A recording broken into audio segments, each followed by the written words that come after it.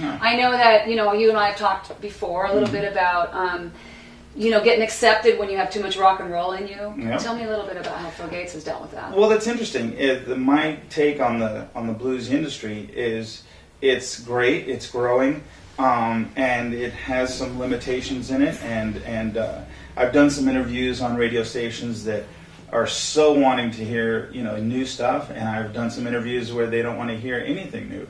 And there's a growing segment of people where it's kind of like, if it doesn't sound like 1950s blues or earlier, or you're not emulating that or copying that, then it's not the blues.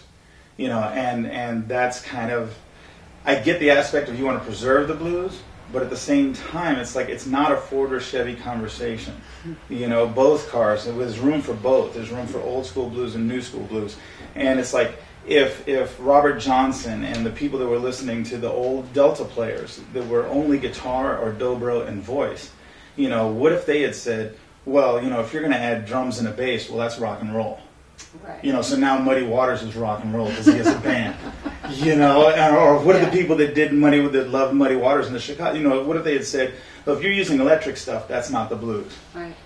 So now you discount the whole Chicago era of the blues. Mm-hmm. Or what if you say, well, you've plugged into a Marshall amp with a Stratocaster and you started playing with a distortion pedal.